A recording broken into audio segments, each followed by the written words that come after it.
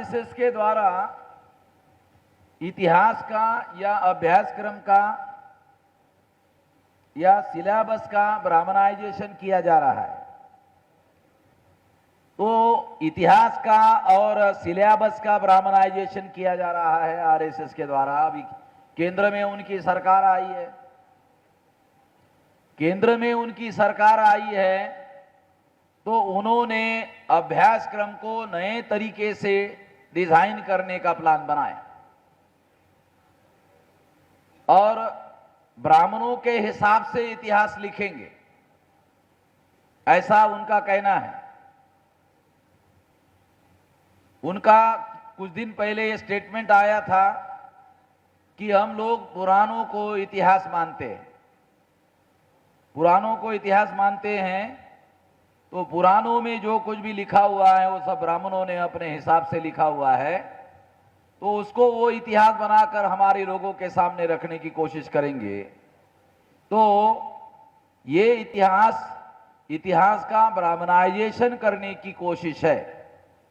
इतिहास का जो ब्राह्मणाइजेशन होगा तो इससे इतिहास पढ़ने वाले लोगों का ब्राह्मणाइजेशन होगा।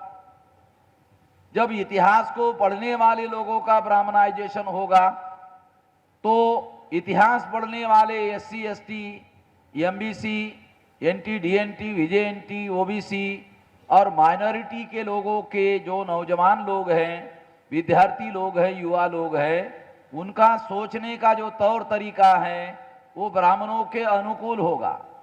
और जब उनका सोचने का तौर तरीका ब्राह्मणों के अनुकूल होगा तो हमारे लोग उनके लिए काम करेंगे।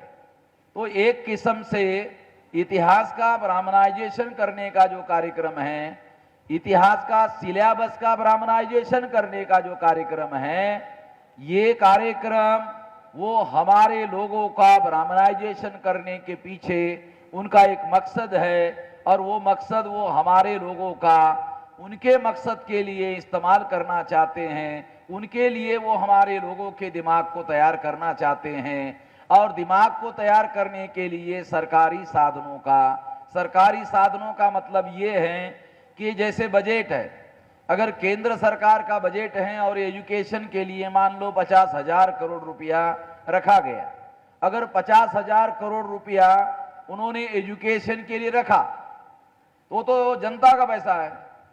जनता का पैसा ब्राह्मण अपने इस्तेमाल के लिए यूज करेंगे, ऐसा करने का उनके पास अधिकार नहीं है, मगर वो ऐसा करने की योजना पर काम कर रहे हैं और जनता के पैसे का उपयोग लोगों को ब्राह्मणों का मानसिक रूप से गुलाम बनाने के लिए इस्तेमाल करने की योजना पर काम कर रहे हैं।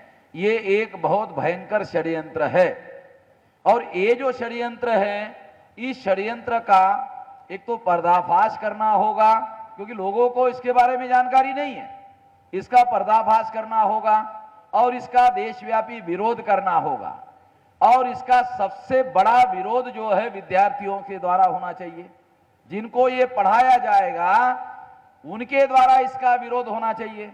अगर उनके द्वारा इसका देशव्यापी विरोध हुआ तो मुझे नहीं लगता वो ऐसा करने में कामयाब हो सकते। उनको ऐसा करने के लिए करने नहीं दिया जाएगा और उनको रोक लगाने का काम किया जाएगा। और इसलिए उनको रोक लगाने के लिए हमारे पास ताकत चाहिए, हमारे पास संगठन चाहिए, हमारे पास शक्ति चाहिए और इस शक्ति का इस काम के लिए हम उपयोग करेंगे। तो इसके लिए ये संगठन देशव्यापी संगठन बनाया जा रहा है। मेरा यकीन है, मेरा विश्वास है कि हम ऐसा संगठन, देशव्यापी संगठन बनाने के लिए हम लोग सफल होंगे। तीसरा विषय है, क्योंकि मैं संक्षिप्त में बातें बता रहा हूं, क्योंकि हमको कुछ कम समय में अपनी बात को आप लोगों के सामने रखना है। ये हॉल भी हम लोगों को कुछ समय के बाद खाली करना है। तीसरा विषय है privatisation of the education sector is nothing but reverting back and implementing the Manusmriti. साथियों, मनुस्मृति में हम लोगों को पढ़ने लिखने का अधिकार नहीं था। Schedule caste, schedule tribe, backward class के लोगों को पढ़ने लिखने का अधिकार नहीं था। मगर हमारे महापुरुषों के द्वारा जो आंदोलन 108 साल तक 1848 को ज्योतिराव फुले के द्वारा, फिर उसके बाद छत्रपति शाहू महाराज के द्वारा, पेरियार के द्वारा और बाबा साहब अम्बेडकर के द्वारा 1956 तक, तो ये आंदोलन 108 साल तक चला। और ये जो आंदोलन है, ये 108 साल तक चला हुआ जो आंदोलन है, ये आंदोलन, इसके द्वारा हम लोगों को ये अधिकार मिला। अगर ये अधिकार हम लोगों को मिला तो अब हमारा जो दुश्मन है वो प्लान बना रहा है, वो योजना बना रहा है शिक्षा का प्राइवेटाइजेशन करने का, और उस पर बहुत बड़े पैमाने पर उनका इंप्लीमेंटेशन चल रहा है। अगर उन्होंने शिक्षा का प्राइवेटाइजेशन कर दिया तो इससे क्या होगा कि यूनिवर्सिटी लेवल की जो शिक्षा है हम लोगों को नहीं मिलेगी। यूनिवर्सिटी ग्रांट कमीशन के द्वारा अब यूनिवर्सिटी को ग्रांट नहीं दिया जाएगा और यूनिवर्सिटी को यह बोला जाएगा कि आपको अपने लेवल पर पैसा जनरेट करना है, और अपने लेवल पर पैसा जनरेट करने के लिए यूनिवर्सिटी के लोग विद्यार्थियों पर फीस लगाएंगे, तो विद्यार्थियों के पास लाखों रुपया फीस देने के लिए नहीं होगा। जैसे मैं ग्रेजुएट हो गया तो एक नए पैसे का फी नहीं दिया, और अगर लाखों रुपए का फी देने की बात भविष्य में होगी तो हमारे लोगों को हायर एजुकेशन नहीं मिलेगा, 7वीं 8वीं तक मिल जाएगा। और अगर हायर एजुकेशन नहीं मिला, मान लो हायर एजुकेशन नहीं मिला, मान लो आपको आईएएस होना है, आईपीएस होना है, आईआरएस होना है, इंडियन एडमिनिस्ट्रेटिव सर्विसेज में जाना है, प्रोफेसर होना है, तो आपको महाविद्यालयीन शिक्षा और विश्वविद्यालयीन शिक्षा लेनी होगी। और महाविद्यालयीन शिक्षा और विश्वविद्यालयीन शिक्षा लेने के लिए आप लोगों को ये जानना, ये समझना होगा कि वो लोग आप लोगों को विश्वविद्यालयीन शिक्षा लेना नहीं चाहते हैं, नहीं देना चाहते हैं। आप लोगों को सुनना नहीं है, जिसको भी सुनना नहीं है वो उठकर जा सकते हैं, जिनको भी सुनना नहीं है वो जा सकते हैं। यहाँ मेरा ये चलता रहेगा, 10 लोग रहेंगे तो ये मेरे संगठन का कार्यक्रम है, मेरा अपना अनुशासन है। मैं अनुशासन के विरोध में किसी को बर्दाश्त करने के लिए रेडी नहीं हूं। मैं, आप लोग मुझे ठीक से जानते नहीं हो, मैं ऐसे लोगों को धक्का मार के निकालने का आदी हूं। आप लोगों को सुनना नहीं है, आप लोग जा सकते हो, और नहीं सुनना है जा सकते हो। इधर ये कार्यक्रम चलेगा। साथियों, जो बात मैं कह रहा हूं, क्योंकि मैं 40 साल से ये काम कर रहा हूं, तो कौन आदमी क्या कर रहा है, क्या नहीं कर रहा है, और तालियां किस लिए बजाता है, 40 साल से काम कर रहा हूं मैं, ये तो मैं जानता हूं। मेरी बात आपको समझ में आ रही है नहीं आ रही है, ये एक जुदा बात है, क्योंकि हम अपने लिटरेचर में, अपने साहित्य में ये बात उठाएंगे और इस बात को हम लोग अपने काम को आगे बढ़ाएंगे। साथियों, मैं आपको प्राइवेटाइजेशन ऑफ एजुकेशन जो सेंट्रल गवर्नमेंट और स्टेट गवर्नमेंट के द्वारा बड़े पैमाने पर चल रहा है, ये प्राइवेटाइजेशन के द्वारा लाखों रुपए का फीस लेकर अगर वो लोग एजुकेशन देने की कोशिश करेंगे तो हमारे लोग एजुकेशन नहीं ले पाएंगे। नहीं ले पाएंगे तो ये पर्दे के पीछे से मनुस्मृति लागू करने का कार्यक्रम है, और अगर मनुस्मृति लागू करने का कार्यक्रम है तो हम लोग इस बात को लागू नहीं होने देंगे। आने वाले समय में ये राष्ट्रव्यापी संगठन जो हम लोग बनाने की योजना पर काम कर रहे हैं, इसको लागू नहीं होने दिया जाएगा। पूरी ताकत से, पूरी शक्ति से इसका विरोध किया जाएगा और देशव्यापी विरोध किया जाएगा। और इसके लिए अगर जेल भरो आंदोलन, राष्ट्रीय स्तर का जेल भरो आंदोलन करना पड़े तो हम लोग करेंगे, और हर हालत में करेंगे, हर स्थिति में करेंगे। साथियों, ये तीसरा विषय हो गया है। अभी जो चौथा विषय है उसके बारे में थोड़ा मैं अपनी बात आप लोगों के सामने रखना चाहता हूं। चौथा विषय है फॉल्स प्रॉमिसेस। ये जो तेलंगाना स्टेट में और आंध्र प्रदेश स्टेट में जो मुख्यमंत्री हैं उन लोगों के द्वारा हम लोगों को, यहां के लोगों को परसेंटेज ऑफ रिजर्वेशन बढ़ाने का जो काम, जो आश्वासन, जो फाल्स आश्वासन दिया जाता है, वो फाल्स आश्वासन, उस संबंध में कुछ बातें मैं आप लोगों को बताना चाहता हूं। साथियों, ये बात जानना समझना बहुत जरूरी है, क्योंकि यहां शेड्यूल ट्राइब के लोगों को ये फाल्स आश्वासन देने की कोशिश की गई और इसके अलावा माइनॉरिटीज के लोगों को फाल्स आश्वासन देने की कोशिश की गई। मैं ऐसा मानता हूं, ये फाल्स आश्वासन के बारे में खासतौर पर दो बातें मैं आप लोगों को बताना चाहता हूं।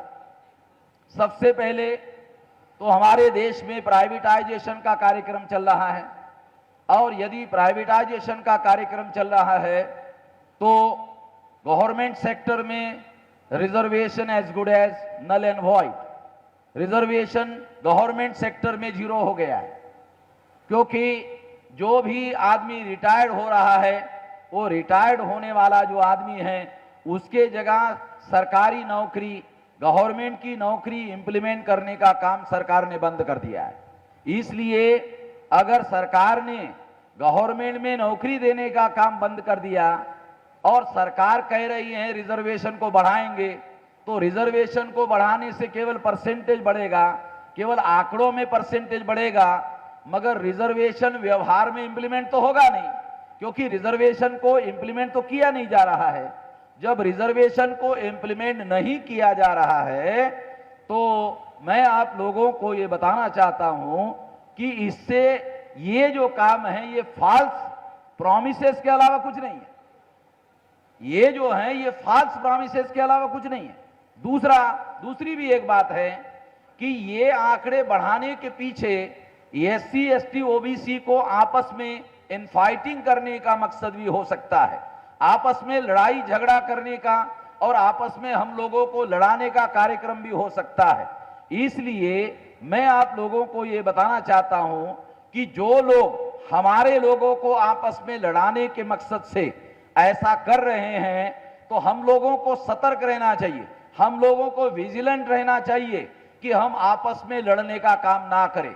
अगर हम आपस में लड़ने झगड़ने का काम करेंगे तो ये उन लोगों का डिवाइड एंड रूल पॉलिसी का खेल है। अगर उन लोगों का डिवाइड एंड रूल पॉलिसी का कार्यक्रम है तो इन बातों को साथियों हम लोगों को समझना होगा। तो ये बात समझने के लिए बहुत ज्यादा जरूरी है।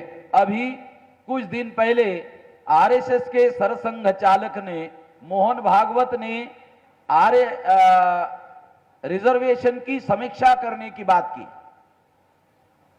रिजर्वेशन की समीक्षा करने की बात की और रिजर्वेशन के बारे में उन्होंने एक स्टेटमेंट दिया कि रिजर्वेशन 10 साल के लिए था। मैं आप लोगों को यह बताना चाहता हूं, क्योंकि आप लोगों के पास ये जानकारी नहीं है, इसलिए मैं आप लोगों को बताना चाहता हूं कि रिजर्वेशन 4 प्रकार का है। Reservation in politics, reservation in services, reservation in education, reservation in promotion. Reservation 4 प्रकार का है और रिजर्वेशन इन पॉलिटिक्स जो है केवल उसके लिए 10 साल की लिमिटेशन है। आप लोगों को ये जानकारी नहीं होगी, आपने कॉन्स्टिट्यूशन को पढ़ा नहीं होगा और बहुत सारे लोगों ने कॉन्स्टिट्यूशन को देखा भी नहीं होगा, बहुत सारे लोगों ने कॉन्स्टिट्यूशन को पढ़ा नहीं होगा।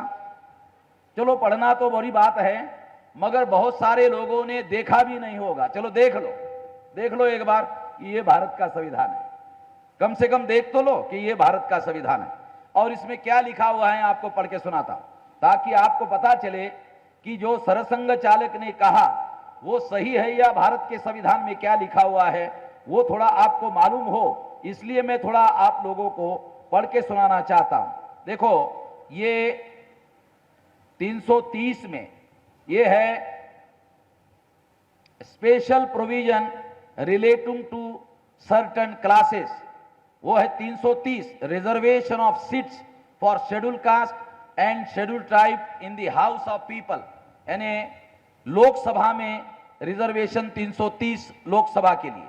फिर उसके बाद में 332 332 में विधानसभा के लिए reservation of seats for scheduled caste and scheduled tribe in the legislative assemblies of the states, ये विधानसभा के लिए 332 का प्रोविजन है। उसके बाद में जो 334 में लिखा हुआ है वो थोड़ा आपको पढ़ के सुनाता हूं। Reservation of seats and special representation to cease after 60 years. इसका मतलब है स्थानों के आरक्षण और विशेष प्रतिनिधित्व का 70 वर्ष के पश्चात न रहना। इसका मतलब है कि ये 70 साल तक, ये 2011 जनवरी में अमेंडमेंट हुआ और 2020 तक ये पॉलिटिकल रिजर्वेशन 10 साल के लिए बढ़ाया गया। और ये डॉक्यूमेंट्री एविडेंस है इस बात का कि केवल मात्र पॉलिटिकल रिजर्वेशन के लिए 10 साल का लिमिटेशन है। ये मैं कॉन्स्टिट्यूशन में जो लिखा हुआ है वो बता रहा हूं। और जो लोग यहां पर ताली बजा रहे थे तो वो ताली बजाने वाले लोगों को भी ये पता नहीं है, जो ताली बजाने वाले लोग हैं उनको ये पता नहीं है जो मैं बता रहा हूं। तो ताली बजाने वालों को भी मालूम होना चाहिए, क्योंकि जानकारी तो, ज्ञान तो बहुत दूर की बात है, ज्ञान तो बहुत दूर की बात है, जानकारी तक हमारे लोगों के पास नहीं है, इंफॉर्मेशन भी हमारे लोगों के पास नहीं है। तो हमारे लोगों को इंफॉर्मेशन लेना चाहिए। तो ये एक बात आपको बताया। दूसरी महत्वपूर्ण और मौलिक बात मैं आपको बताना चाहता हूं, वो है फंडामेंटल राइट्स। ये है चैप्टर नंबर 3, फंडामेंटल राइट्स, मौलिक अधिकार। ये मौलिक अधिकार में ये लिखा हुआ है रिजर्वेशन जो है वो 15 में क्या लिखा हुआ है? Prohibition of discrimination on grounds of a religion, race, caste, sex और प्लेस ऑफ बर्थ। इसका मतलब है धर्म, मूल वंश, जाति, लिंग या जन्मस्थान के आधार पर भेद करने का अधिकार नहीं है। ये मौलिक अधिकार आर्टिकल 15 में है और 15(4) में ये रिजर्वेशन दिया गया है। ये आपको पढ़ के सुनाता हूं। इस अनुच्छेद का ये 15(4) में, नथिंग इन दिस आर्टिकल और in clause 2 or article 29 shall prevent the state from making any special provision for the advancement of any socially and educationally backward classes of citizens or for the scheduled caste and scheduled tribe। ये 15(4) का provision है। दूसरा 16(4) का जो provision है वो आपको पढ़ के सुनाता हूं। 16(4) का जो प्रोविजन है वो है इस Nothing in this article shall prevent the state from making any provision for the reservation of appointments or post in favor of any backward class of citizens which in opinion of the state is not adequately represented in the services under the state। तो ये provision जो मैं आप लोगों को पढ़ के सुना रहा हूं, ये प्रोविजन इस बात को सिद्ध करता है कि ये ओके ठीक है ओके ठीक है, कंक्लूड करते हैं। तो इस तरह से ये प्रोविजन के रेफरेंस में मैंने आपको बताया, ये इस बात को सिद्ध करता है, ये इस बात को सिद्ध करता है कि रिजर्वेशन जो है वो सर्विसेज के रिजर्वेशन के लिए कोई ఇక్కడ క్లాస్ నడవదని చెప్పి అనౌన్స్ చేయమని చెప్పి అక్కడ నుంచి చెప్పడం జరుగుతుంది కాబట్టి విద్యార్థులు సహకరించవలసిందిగా కోరుతా ఉన్నాం। అక్కడ నుంచి వచ్చి క్లాసు వల్ల ఉండదని చెప్పి చెప్పడం జరిగింది కాబట్టి మేము అదే మేము ముందట అనౌన్స్ చేస్తున్నాం, విద్యార్థులు కొందరు సహకరించవలసిందిగా కోరుతున్నాం। हेलो, हाँ साथियों, ये बात जो मैं आप लोगों को कह रहा हूं कि आरएसएस के जो सरसंघ चालक है उन्होंने ये बयान दिया, ये बयान ये बहुत महत्वपूर्ण बात है। ये जिन लोगों को इसके बारे में जानकारी नहीं है उन लोगों को जानकारी होना और जानकारी समझना बहुत ज़्यादा ज़रूरी है, इसलिए ये जानकारी दी जा रही है। अभी लास्ट बात जो है बाबा साहब अम्बेडकर का जो 125वां जन्म वर्ष मनाया जा रहा है केंद्र सरकार के द्वारा, राज्य सरकार के द्वारा, तो ये जो जन्म वर्ष मनाया जा रहा है, तो इसमें हमारे पास ये जानकारी मिली है। उस जानकारी के आधार पर वो लोग बाबा साहब आम्बेडकर का जन्मदिन, बाबा साहब आम्बेडकर की जो विचारधारा है उसमें मिलावट करने का कार्यक्रम चला रहे हैं। और ये जो मिलावट करने का कार्यक्रम चला रहे हैं, तो इसके विरोध में हम सारे देश भर में बाबा साहब आम्बेडकर का 125वां जन्म वर्ष मनाने का अभियान चला रहे हैं। और ये 14 अप्रैल 2016 तक चलेगा और 14 अप्रैल 2016 तक हमारा ये कार्यक्रम चलेगा। और ये जो कोशिश बाबा साहब आम्बेडकर के 125वें जन्म वर्ष के इवेंट्स का ब्राह्मणाइज करने का जो कार्यक्रम चल रहा है, इसके विरोध में ये अभियान चलेगा और इसके विरोध में ये अभियान चलेगा और लोगों को जागरण करने का ये अभियान चलाया जाएगा। साथियों, इसके साथ में ये बात आप लोगों को बताई जा रही है, इसके बारे में ये जागरण के तौर पर निश्चित रूप से आप लोगों को ये बताया जा रहा है। तो आप लोग इस बात को ध्यान रखेंगे और इस बात को यहीं पर समाप्त किया जा रहा है। धन्यवाद।